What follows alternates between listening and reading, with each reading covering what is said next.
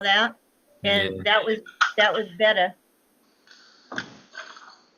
Well, Good afternoon, everyone. MDOT's got more money than I do, Kathy. You know that. I mean, you're not a newbie here. Ah, talk to Pete. We're spending MDOT budget? Yeah, we're giving their money away to Kathy. Yeah. All right, we won't let Pete know. Kathy complained. Yeah, that's all it takes, right? All right. Well, good afternoon, everyone. Thanks for joining in. All right, we'll have our call to order. Looks like everyone is here. So, Heather, if you want to do the honors of the roll call, just to take attendance. So, Kathy. Here. Brian. Here. Roberta. Here. Karla. Here. Jim. Here. Did I see Joe? He's trying to get on, I think. I thought I just got an email saying that he joined, but I wonder if he joined. Hold on one second. Let me just. Might have joined a group 2 meeting. Yeah, he might have joined the other one. It's gotten confusing with all the links and stuff. Right. On. Get him to the right place. Let's see.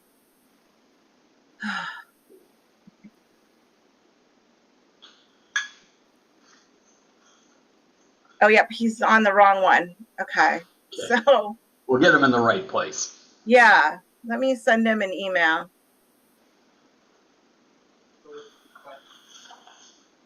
So they would sense this, the data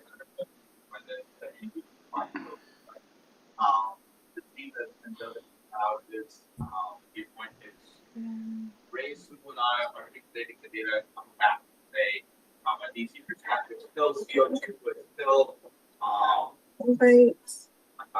I'm texting him. He says he can't get on. I asked him. He's on the wrong one, so I'm just texting him the link now. And see if he can get in on that. If he can't, We'll figure out something else. Yeah. Yeah. Did you text him or email him? I emailed. I don't have his phone number. It just went out though, so it's the state. I don't know. Oh. Yeah, it's got to go to China first. Probably, yeah. We're not saying not north of Augusta. Well, you laughed, but we had mail sent from Van Buren to us. And it took 13 days to get here. And it went down through Jersey and Pennsylvania. And I mean, we tracked it after the fact and said, how does this happen? I mean, they could have put it on, horseback and got it here sooner. Pony Express, we'll have to bring it back. Yeah. There, he's on there now, maybe? Yeah, he's joining. So I think that worked. Can't see him or hear him yet, but we're gaining maybe. I think you're muted, Joe.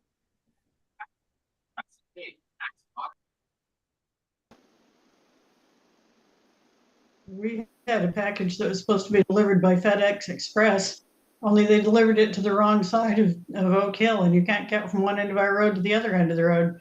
And it was something that David needed right away for a tractor he was working on for a customer.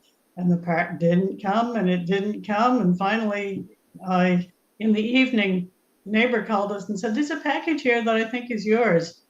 Well, apparently what they did was they came in from the wrong end of Young Road, and when they couldn't get to our place, they turned around to go out. I happened to see the same number on the wrong road as they were going out down the other side of Oak Hill, and they delivered it there. And ever since then, Google Earth has us located in 2 different places. So if you try to find us from the north, you'll end up in the wrong place. If you try to find us from the south, you'll end up at our house. So is it from here? I can't. Is Joe? Can he hear us? Do you know? Or I was just going to ask if Joe wanted to unmute and say hi, or I just texted him to see if he's aware. And then my next question would be, which one of you is representing your group today? He's going to be taking over. I told him I would tried to get on just so we had continuity on what we talked about last week because Okay. we kind of carried it over. But Yep. he's going to be doing it because I'm running out of time. I think that's fine, right, Jim? I don't think it's Well, very I small for the don't have a subcommittee, problem with right? the both of Yeah. you being here for continuity's sake. Brian's the ATV rep through this meeting, and then Joe will carry the torch. We'll be sad to see you go, Brian. Absolutely. Yeah. Well, I told somebody the other day, I've lived, worked, and played in the state all my life. And my intent now is to live and play in the state. You know, I'm not going anywhere. I'm just stepping back on this front. Everybody's trying to get me to step back in on a whole bunch of fronts. And I said, give me a minute here to figure out what I really want to do, because he's still trying to get, he's having problems with keypad or something. I don't know. I'm not Oh, sure. okay. I don't know where he is. I'm at home. I'm headed to a meeting north of here as soon as this is over. I don't know where he's at the moment. So, Well, you could maybe try logging in again or whatever, but why don't we get started with our business? all right. Well, I see his name up there. Does he just need to unmute and allow his video? Well, he's trying. It's not seemingly working, he's saying. So, Okay. he'll come on eventually, I think. I hope so. We want to meet him, so great. Okay, so for today, we're working on trying to find ways to limit liability for folks who are living along public easements who have to maintain them because no one else is. And so what we started talking about resurrecting the Section 159A type legislation we'd put together and discussed at the end of last year. At the commission meeting, there was a little pushback on that and direction to us to take a look at the existing 159A instead of coming up with a variation on it. Just go back to that law and rely on it. And to be sure, it does talk about premises. It protects landowners from liability for premises, and when it talks about premises, it means improved and unimproved lands, private ways, great term, roads, any buildings or structures on those lands and waters standing on, flowing through, or adjacent to those lands. It includes railroad property, railroad rights-of-way, and utility corridors to which public access is permitted. So when it talks about the premises from which people are protected, it does mention private ways, and we'll have that contest as to whether that just means public easements or whether that's meant to be private roads more generally, and then roads without any limitation. I guess the thing is, what does it protect against? It limits your duty. You don't have a duty of care to keep the premises, the roads and all, as well as the property, safe for entry or use by others for recreational or harvesting activities. And you're giving permission to people to use your properties without any pay to pursue recreational or harvesting activities on the premises. My reaction to this is this really doesn't help because people aren't going down public easements for necessarily recreation or harvesting activities. They may be getting to Roberta's house. It may be the FedEx guy with the tractor part. It could be the oil delivery person. It could be police, fire, or whatever. It could just be people who are driving down there to visit their friends. This statute isn't meant to protect owners of property from liability for folks who are using that public easement for public access purposes. So that's why I think it makes sense to have a separate statute to provide immunity for landowners who are improving this road, maintaining this road, and the public is using it because there's a right of public access. You don't have to like the fact that people are fixing the road instead of the town. I understand those issues, but if it's going to happen, the idea is to extend immunity. And so long as they're doing that in good faith, they're not creating any ultra hazardous condition.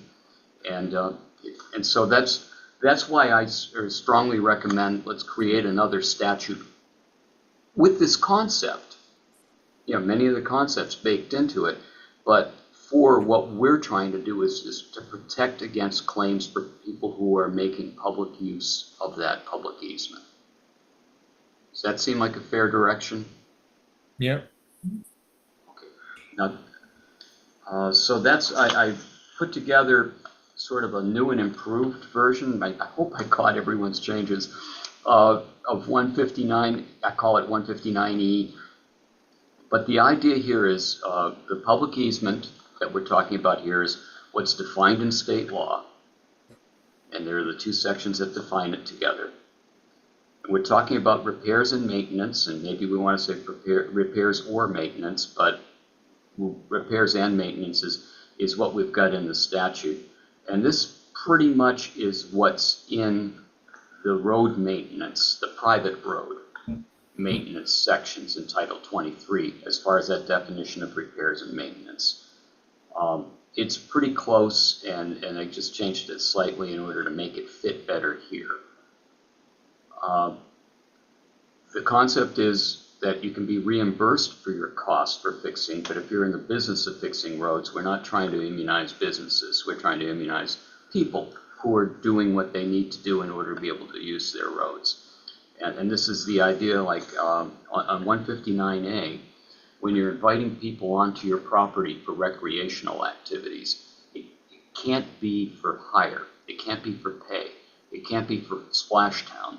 It can't be for somebody who's offering hunting activities for a fee on their property or camping on their property for a fee. It's for people who are making their lands available. Similarly, the public easement is being made available without pay, and so there's no pay to the landowner. You're not receiving, this isn't your income. This is we'll make you whole for the cost of gasoline, of equipment, of materials, but this isn't going to be something where you get paid as a job. You're not going to be making income from it. Roberta, I see you're ready to chomp it, right? Yeah, this is where I have a bit of a problem with it. And my husband said again when I left this morning, make sure you let them know that it's unconstitutional to make somebody work for no pay. It's not just the materials that are going out. When you're spending a bunch of your time just trying to keep the road from deteriorating because the public is using it, that takes time away from where you can be someplace else. You could be doing a paying job, but instead you're out there taking care of the road. When it takes you 3 hours to regrade it, and you're doing that every couple of days because every time you regrade it during mud season, somebody else comes in and puts ruts in it again. You've got to straighten it out before it hardens, or you'll be stuck with the ruts all summer. So okay. Let's take this back. I understand what you're saying. I think we all appreciate that, because we don't want to see David or anybody, spending oodles of hours and not bad enough we have to go out and shovel the snow. We don't want to have to maintain the road on top of that. Okay, we could strike this out, but let's think about what it means. Suppose we use David as an example. He decides, I've had it with having to go out there. There are companies that do this for pay, and we're just going to put together a road association and hire someone to do it. And that's possible, but do we want to give, do you think the legislature would want to give that company that's hired by the road association any protection from liability? No, I think the distinction is that one is doing it as a business and the other one is doing it as a matter of survival. When you got somebody that this is their business, they do it not just on this road, but on other roads or people's driveways or whatever, it's a general contractor, they should have their own insurance. But when you have somebody who is only maintaining the road that they live on because they need to be able to get there, I don't think that makes them a contractor just because other people are reimbursing them for their time when they need the road too.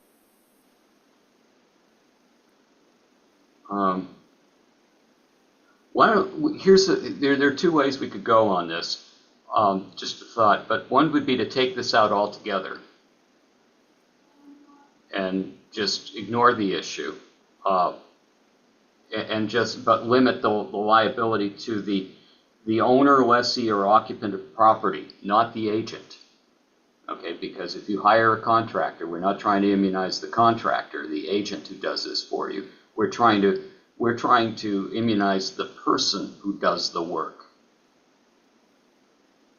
Okay, but we just take this out. The other is we could add to it that you could get a, you could charge not only the cost of the equipment, but an hourly rate not to exceed, I don't know, the state minimum wage. Well, that's certainly an improvement, better than getting paid nothing. What do you My think? personal opinion is you should just eliminate paragraph 2 entirely and ignore it. What's paragraph 2? I don't have it in front of me. No remunerate, what we're talking about, where it says, you know, this whole owner, lessee, or occupant of property abutting a public easement who receives remuneration from other abutting landowners, whatever, goes on in that. I think that opens more questions than it deals with. My personal opinion would be eliminate paragraph 2 and make the limited liability and owner, lessee, or occupant of property abutting a public easement, that what is now paragraph 3, paragraph 2, and paragraph 4, paragraph 3, and so on, and just I just think getting caught up in the, if you know, the paragraph, what's currently paragraph 3 talks about owners, lessees, or occupants. And as long as we're talking about owners, lessees, or occupants, I don't think we need to even worry about the number 2. If we extend the limited liability to agents, corporations, businesses, etc., then number 2 becomes a bigger issue. But when we're talking about owners, lessees, or occupants, I mean, they're the ones that are going to be doing this just so they can get in. They're not making money. If they share the cost with one another, and I give you $100 to help plow my driveway, that's not money making. That's barely covering costs. Karla, what do you think? I think that's fair. I think I agree with Brian. Catherine? Well, and I apologize for not being on this group. I tried. I got on the wrong site, and then my grandson asked me to go camping with him, so I went. So that was another meeting. So I apologize for that. My No first worries. thought, Summer in Maine. it is. My first thought on that is, before we get to the no remuneration, how do you plan to be reimbursed, a person doing this work? By whom? By the municipality? By the association? Who's going to reimburse the person doing the work? Who? Maybe nobody. Yeah. Usually They what just happens, want to be able to do the work to fix it so they can get in without being liable. That's the real goal here. Okay, so you don't need reimbursement. You need to be able to do the job. put it this way, reimbursement would be nice, but we've tried getting it from the town and they want nothing to do with it. They won't use section 3105A or any of No, those they things that can't. they could use. Yeah, they can't. They So can't. it comes down to basically going to your neighbors, and you could form a road association, but we kind of don't think that's a good idea, because then you're forcing your neighbors to pay to maintain a public road, which is what we've been arguing isn't right in the first place. So we end up basically going around and begging from our neighbors saying, look, this is how much it costs us. Can you pitch in something? And some of them do and some of them don't. But if at least some of them do, it helps a bit. And if that's not I prohibited. mean, what's been going on recently, Kathy, and you know, maybe we shouldn't even talk about it here because all of a sudden it'll blow up. But like over in Thorndike, we've given money. You know, I say given money. We haven't given money. We've like the ATV program has provided gravel, paid the bill on the gravel that was delivered, and the abutting landowners spread it out and graded it out. And we haven't paid them, per se at all, but we have helped supply gravel in culverts to help share the cost of the maintenance on that road because it's being used by ATVs. And the goal here is to just make sure that we can do that legally and that we haven't created a liability for them doing work for us so that we can't do this. Because, I mean, I think the whole goal is to try to make it better and work together. And as we dug into it, it became sort of unclear if we could legally do that. And we've been doing it and we don't want to have to stop doing that. But so we're just trying to clarify that so that, you know, if we continue to work with these abutting landowners and farmers and whoever they are that way, it's all good. And I'm aware of the statute in Title 23 that Roberta has pointed out, Section 3121, which talks about responsibility for repairs to and maintenance of private roads that benefit residential properties. That if there's more than one property and commonly sharing a benefit for a private road, then everybody is responsible for reasonable and necessary repairs and can pay a share. That's for a private road. I'm going to argue that doesn't apply to public easements. Yeah, that wasn't the one I was talking about. I hate that law. No, I was talking about 3105A. Yeah, well, that too, right. The problem with 3121, well, there's a whole list of problems, but one of them being there's no due process, whatever. You just suddenly send somebody a bill and they haven't agreed to be a member of the road association or anything.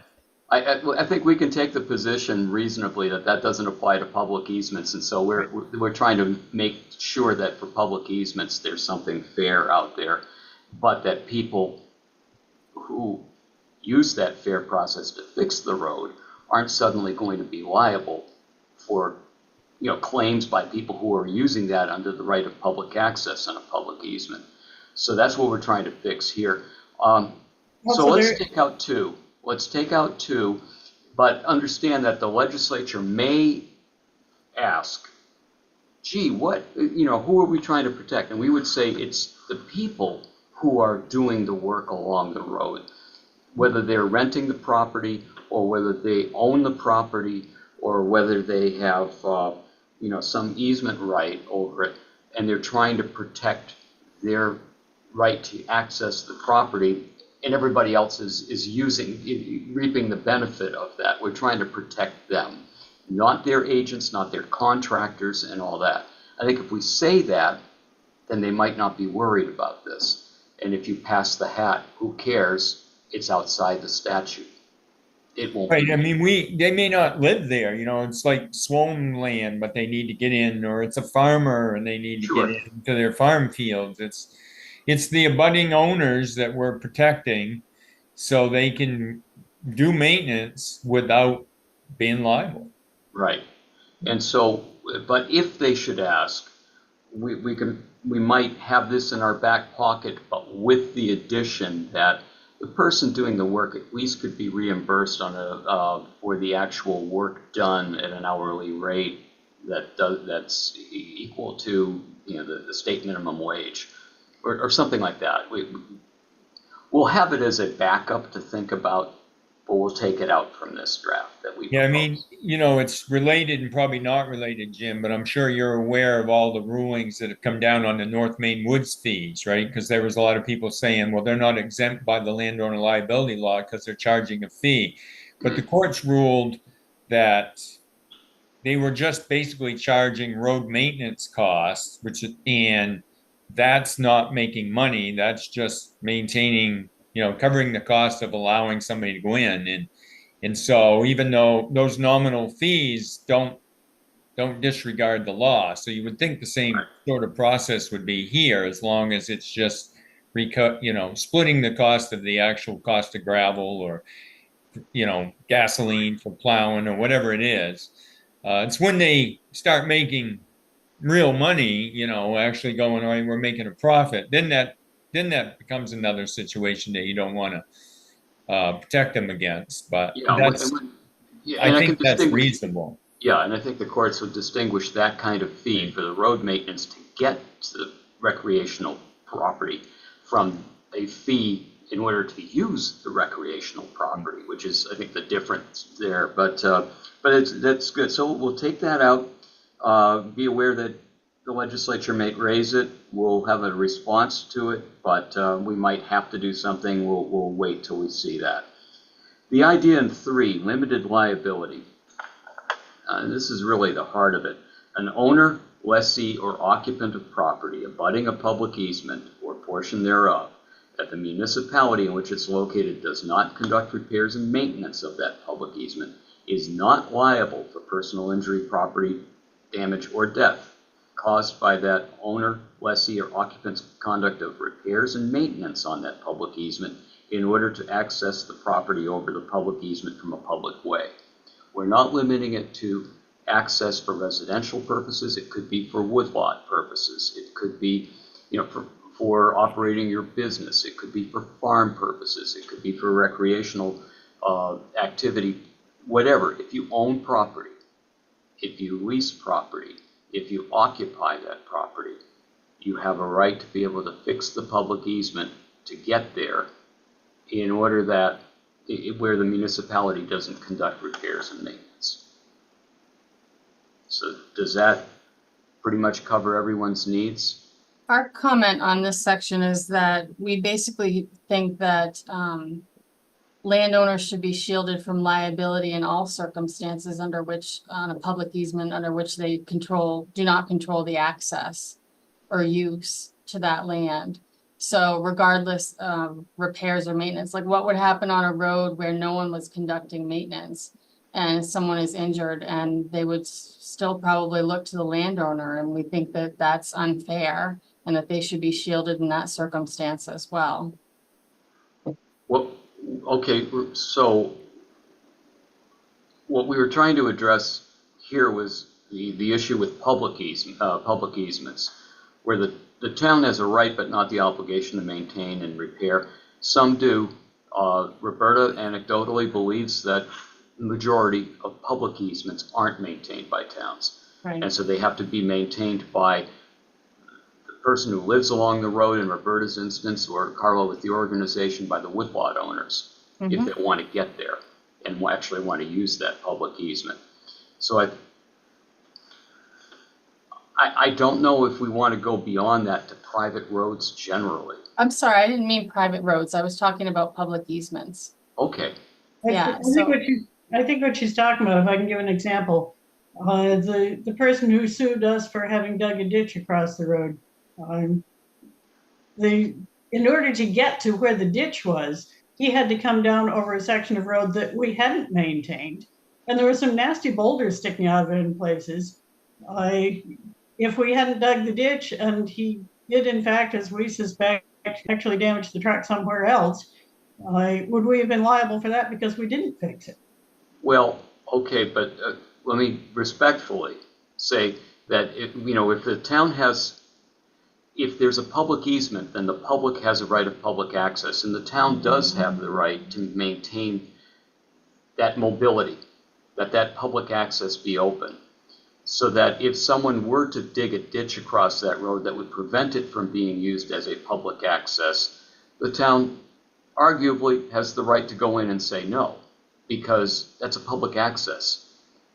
So I don't know that everyone can be protected from that. That was civil and criminal liability, perhaps, and I don't know that everyone can be protected from those sorts of things. I'm not saying that. We're not saying that. I'm saying that say we hadn't even dug the ditch. Forget the ditch was over there. In order to drive down that section of road, he had to go over a place where there were some nasty boulders sticking out of the road, which we hadn't fixed because we didn't use that section of road. That was up beyond where our driveway was. So would we have been liable if he, in fact, had damaged his truck coming down over the boulders and not damaged it going through a ditch, which I'm saying wasn't there? Yeah. It seems to me you wouldn't be liable for that which you didn't do. If you weren't maintaining the road, nobody could make a claim against you for what you did wrong. But who would they make a claim against? They would have a claim against, I mean, the abutters own to the center line. There's a public right of access. The town's probably going to be free from liability under the Main Tort Claims Act because it didn't do anything.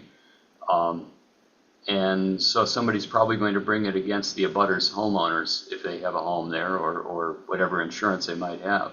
Right. I think that's our concern, is that, you know, you could be held responsible for doing nothing. And, you know, I think that that's, we see it as a bigger problem just beyond repair and All maintenance. right.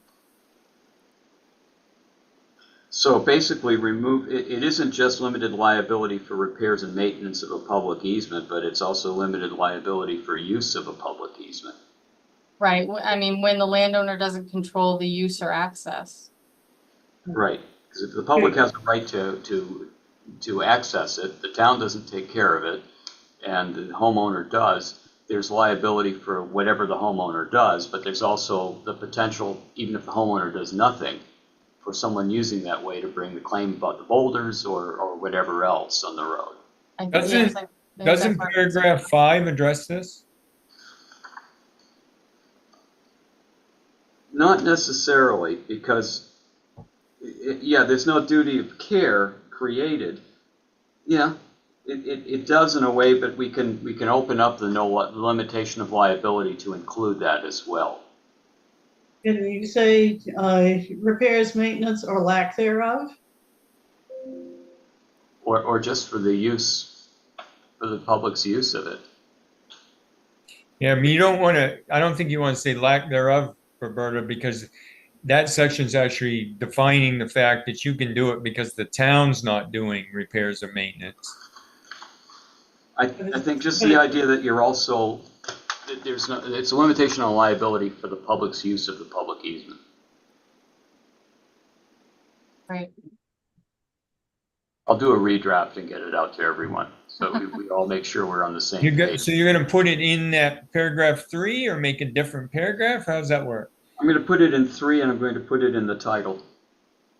Okay. Sorry to throw a wrench in things. I seem to be good at that. No, that's okay. I'd rather hear it now.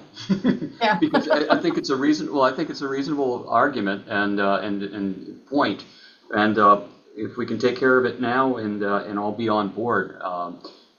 So what if you said in the title, limited liability, and took out for repairs and maintenance, just said limited liability of a public easement, not repaired and maintained by the municipality?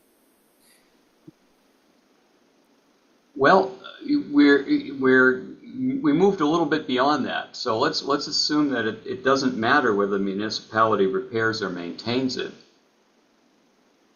Yeah, so maybe you could just Somebody say limited uses it. liability of a public easement. Yeah. I think you need to take the repairs part of it out. That way it gets to what she's talking about is, you know, not related to whether or not you repaired it or didn't repair it. It's just, you're not liable. If somebody's out there, they're on their own. Or does it need to say limited liability of residents or landowners? We could just say limited liability for public easements in the title, and then we can explain down below and in the limitation section of 3 what it is we're trying to do. Or who it is you're trying to protect? That's right, and in what instances.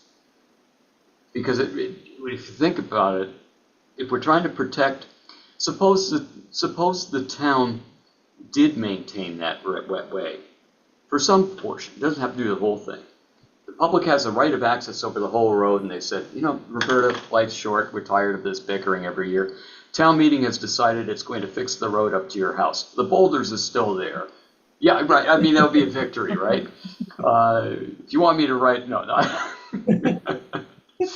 But if that were to happen, I mean, the boulders might still be left in place, and somebody still might make a claim as against everybody on the road and the town if they got hurt. You know, their attorney would sue everybody and hope that maybe there's a pocket somewhere that would provide some money.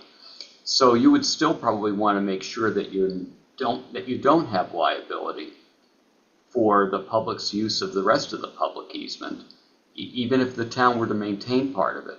And certainly if the town didn't maintain and repair it, even if you didn't fix it, you still might have a problem. Like, you know, a woodlot owner is probably not going to pay a whole lot of money to maintain a half-mile long public easement over which the public has a right to travel.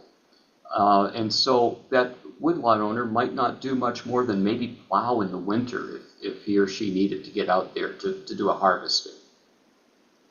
Which is why the guy who sued us wanted to use our end of the road because he was tired of maintaining his end. There you go. So you would still want to be immune from liability in that instance from someone who just brings a suit because they went and hit some big pothole that was there in the middle of summer. So it doesn't matter whether the town repairs and maintains it. It's just that when the town repairs and maintains it, you're probably not going to have to do that work yourself. So you're less likely to get into trouble for potholes, property damage, whatever, relating to the maintenance. But if you're trying to, we can try to make it broader, as Karla suggested, and as Brian's given us some language. And so I'll do that draft and see, and if there's pushback, then we move back to what we originally thought. But we'll try to get as much as we can out of this from the legislature and see where people get upset. And I think you could still keep in number 4, the limitations on liability. Yes, that stays. Yep. Yeah. 6 is going to be interesting, and because I was looking at that, the Title 12 section refers to the unorganized sections of the state under LUPC jurisdiction, and then 347A is generally available statewide. And what state law does is basically, if you prove that someone else caused the environmental damage, great, you're not subject to civil sanctions or criminal sanctions or civil penalties, but the state can force you still to abate the problem. And then you can go after the person who actually caused the problem. The statute allows you to go after that other person. I don't think you want to be in that position. Catherine? Could you please give me an example of an environmental damage caused by others? Yeah, I can give you one. When you have a long hill on a road and somebody drives through right at the height of mud season and it causes ruts, and then there's a torrential rain which can't escape from their ruts, and it washes the hill down into the pond at the bottom. Yeah, Thank you. dirt is a contaminant. So you would wind up having problems because of that erosion. Not only would you have to fix the road because of the darn rut in order to use it, but you'd have it would add to your aggravation that you suddenly have a notice of violation from the Maine Department of Environmental Protection for erosion and sedimentation into a pond. And so it's going to be really difficult in that instance, because unless you have a camera and you can see whose ATV, whose SUV, whose truck, whatever caused the problem, you're going to be hard pressed to show that it was someone else, except to show, I don't have a vehicle like this. I don't operate a vehicle like this. And something with this tread caused the damage, and someone else did it. And so if you can make that reasonable case and provide credible evidence that someone else did it, then the department won't bring criminal sanctions against you. You won't have that criminal act filed by the DA, and won't come after you for civil penalties, but they still, under state law, can require you to abate that.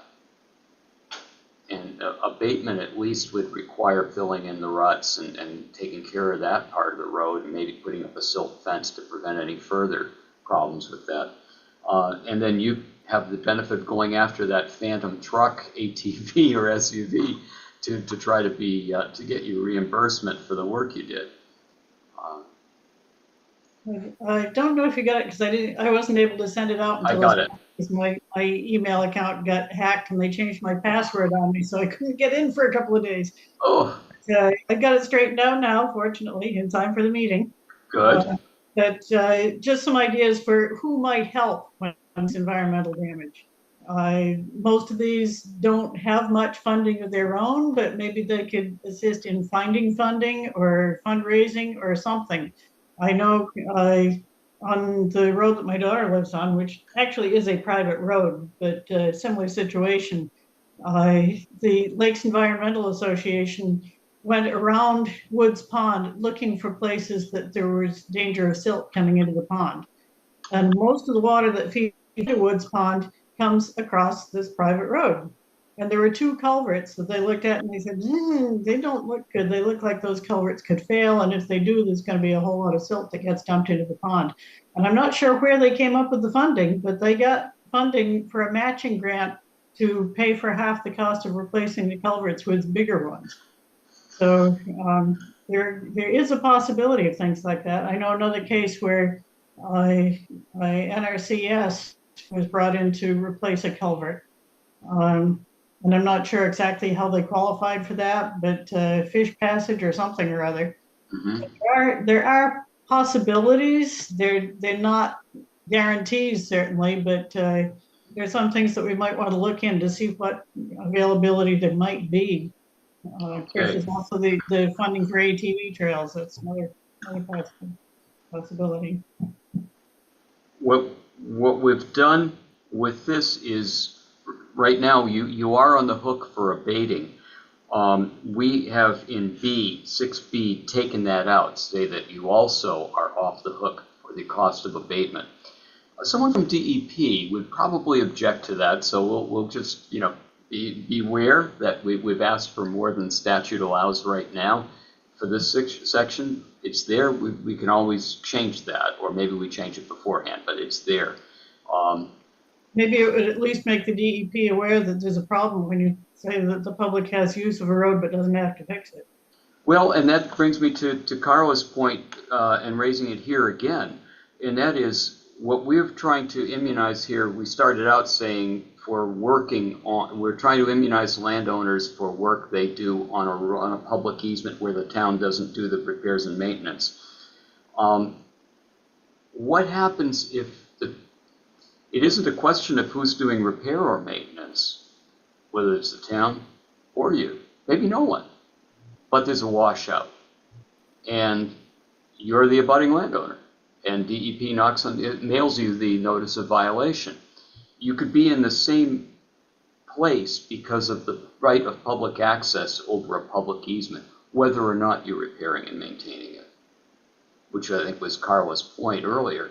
Do we want to raise that here too, so that it doesn't matter whether you're doing repair or maintenance, whether the town is, it's the fact that there's a public easement, you're the abutting landowner, and you're going to get the nasty gram from DEP because some guy got out there with an ATV and went nuts and made huge ruts in the road one night. Is that something worth expanding on in this area too? I think so. I think so. And Brian, I didn't mean to pick on ATVs. Well, for your purpose, we'll say some guy with a big 4x4. Yeah, no, I don't. I mean, we get conversations with both DEP and LUPC typically. If they get a complaint and they think it's tied to us, their first call now is to us because they don't want to pick a fight with landowners if it's not applicable. But we just had a meeting and we're setting up another one with DEP trying to resolve it, where they were complaining about people fording on a discontinued road, a stream. And so I forced the ATV club to put a bridge in, and the abutting owners and others, whoever, we're not really sure. We're getting complaints from a bunch of people, so it could be any of them, but they ripped the bridge out because they drive through this all the time with trucks. And it turns out there's a farmer who does with tractors and everything else. So now I'm going back to them saying, well, what do you want to do? It's really everybody doing this, but it's causing sedimentation. But how do we fix it? The town doesn't want to put a road bridge in. The ATV club can't afford to put the road bridge in for everybody else. The bridge that we put in to get ATVs across narrows it up too much for these other hay wagons and everything else. So they ripped it out. And so those conversations are definitely happening. But how do who's, at this point, it's not about who's liable and who's needs to pay for abatement. It's what's the solution, and that's where it gets a little tricky. But my experience with both agencies is they're only going after the landowners if the landowner actually did it. I don't know of any case where they've blamed the landowner for something that an ATV or snowmobile club or somebody in a Jeep did. Karla, are you hearing? Maybe it's happened, but I don't know about it. Karla, are you hearing anything different from your members? No, I haven't been engaged with them on this issue in particular, so I haven't heard anything that would contradict that. So the idea here then is we're going to try to expand this so that you're protected not just for the work that you do in the absence of the town doing the work on a public easement, but for also anything that stems from the public's use of that public easement, since there's a right of public access, no matter who's maintaining it. We could get some pushback. Maybe. I mean, it's the landowner liability law. I think that's why that came up. Basically protects the landowners unless they do something malicious, which Right. digging a ditch across the trail would be considered malicious. But if they don't charge an exclusive fee, like in the whole court rulings on North Main Woods, the road fee, the daily fee didn't exclude the law, but if they charge me a fee for a bear bait site, that's a different thing. They are liable for that case. So they may look at that, but generally speaking, the landowners are protected if they're not charging a fee. And if we do something that causes an issue, we're responsible. Now, can they always find who's responsible? Maybe not. But if it's an ATV or snowmobile trail, invariably they come to the program saying, this is the result, and what are you going to do? And then, the end result is we're on the hook for the repairs or the trail's closed or whatever. But I don't know of any case where they've actually gone after a landowner, unless the landowner went out and actually did something. There have been cases where landowners did stuff that shouldn't have done. There have been cases where harvests happened and skidders ran through streams hauling wood and stuff that wasn't allowed, and they've caught them, but those are few and far between. I mean, just a plug for including it though would be that, there is no current protection and administrations change and policies change and, things that can happen like that warrant having some protection in statute, I think. It would remove one more worry that people on these roads have. One case that I can think of is the Bowling Hill Road in Liberty, where there's a steep hill right above Lake St. George. And that road got torn up badly, and one of the residents sent a drone up and took pictures of the plume of silt going out into the lake. And they reported it to the DEP, and they came out and looked at it and said, well, there wasn't any plume there when we came out, and did nothing. It was frustrating for the landowner because nobody would do anything about it. Right. I mean, I get that, but they did you a favor, Roberta, because the reality is, in that scenario, the only option they would have had was to prosecute the landowner, which they didn't want, you don't want. So they said, look, it's no there. We've got nothing we can act on. If they had caught people in the act, and that'd been one thing, but I mean, they're doing that, frankly, because they don't want to blame the landowner. They know the landowner didn't do it, so no harm, no foul. I mean, it's not ideal, but the whole non-point source pollution program that DEP has is specifically about that, where they find these places where, erosion and or sedimentation is happening, but what's the source of it? Instead of blaming it specific on, we dug up a foundation or we plowed a field, one of the, I work for ag, right? And of course, farmers are seemingly exempt from everything. But one of the big issues is plowing fields right next to these streams and whatever. And then when we get these stupid torrential downpours, it all washes in. And so trying to figure out how to particularly, stabilize the areas so that doesn't happen is one of the things that those federal funds can be used for. And I've seen ATV clubs use them, snowmobile clubs use them, farmers use them, everybody. So they do have, I think they have a real interest in trying to make the situation better without per se having to blame somebody and go after some landowner or anybody else. If they catch, we got an issue going on right now in the Forks. We've got people on video driving up and down this stream with Jeeps. And we're trying to work with LUPC right now to figure out how to prosecute them. If they had ATVs, it'd be simple. Chris and I have been talking about it, but with Jeeps and trucks, it's not as easy because the law that prohibits this kind of activity with ATVs doesn't extend to trucks and Jeeps and stuff. And maybe it should, but as you know, Jim, the more you try to do, the more likely you're going to get people testifying against it and we lose everything. So I think we need to try to protect the landowner as best we can without, for lack of a better term, muddying the water too much. Yeah, Brian, I do appreciate that they did not go after the landowner in that situation. But as Karla said, there's the worry that if administration changes, they might. Right. No, I get it. But I mean, I've been through a lot of administrations. And again, I may be forgetting something, but my experience has been they don't go chasing after the landowner if the landowner didn't do it. They come after us looking to help resolve it if we were involved. And they go with the warden service and others to try to catch the other culprits if it was none of us. But I don't know, through R's and D's back and forth, I don't know of any situation where they've ever gone after a landowner for something that was entirely nothing to do with them.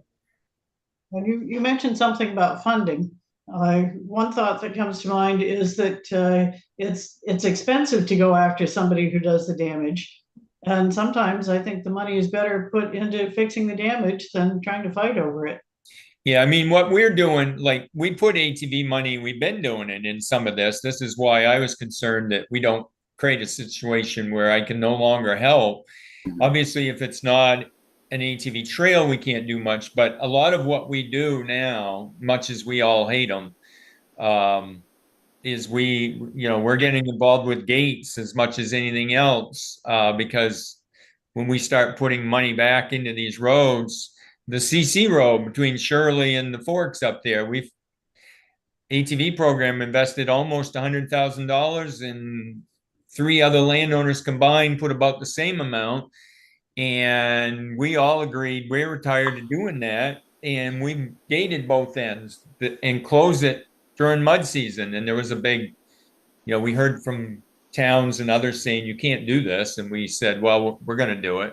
We're protecting the environment. We'll open it back up. We're not cutting the public off. We're just keeping them out when it's soft. And so far, we've gotten away with it. Now, will that long term be the case or not? I don't know, because some say you can't block these. But our justification is we fixed it now so you can drive through it with regular vehicles, but it cost a couple $100,000 and it could all be destroyed, as you know, in one year. So we're just trying to keep them out. When the trails are closed during mud season, those gates are closed. And so far, that seems to be working. And so a lot of what we're doing does involve some form of protection to try to prevent it from happening again. And it's better for the landowner, it's better for the environment, it's better for the ATV club, it's better for the snowmobile club. Frankly, it's better for hunting and fishing people too, although they may not all see it that way initially. Well, I appreciate your $100,000 because that's about what we've got in our road by now. Just us, not the other landowners. No, I know. Yeah. Things aren't cheap. They never were, but they've gotten a lot more expensive. So, as to where we are, then, we'll propose expanding it to also provide liability for claims from the public using this public access over the Not liability, liability protection. Limiting liability, or liability protection. And so we're expanding that limitation. We'll bring that to the entire commission and talk about it. I have your changes, your ideas here, and what I'd propose to do is I'll put together a redraft. I'll send it out to all of you. Get your thoughts back to me. You can copy everyone else, but we're not trying to look for a round robin and have violate the freedom of access thing. Just, you can copy everyone else, but send your comments to me Right. and I'll collect them and try to get a clean draft together for the commission meeting in August. And we can present that then. And so, yeah, I think that will help move this along. And that's the primary liability protection we can try to create here. And we'll see where folks want to go with it. Does that sound like a plan? That's- And I appreciate all the comments, both ones that agree with me and ones that don't. This is why I thought from the beginning that we need to have all the involved interests in here as best we can, because better to find out now and work on it than to think we've got something that's going to work and get it into the legislation and find that somebody has a big objection to it. Better to deal with those objections now and see what we can work through. There may be still bumps in the road, but at least if all of us and the commission that we bring it to are all in agreement, we're starting from a good place. All right, so anything else for this afternoon? Hey, we brought this in under an hour. Good work. All right, Joe, we look forward to working with you in the future. Brian, thank you for all of your contributions today and throughout the past 2 years. Thank you. Thank you. I wish you the very best in retirement. Thanks. Congratulations. Thank you. All right. We stand adjourned. Heather, thank you. Bye all. Thanks, Bye. everyone.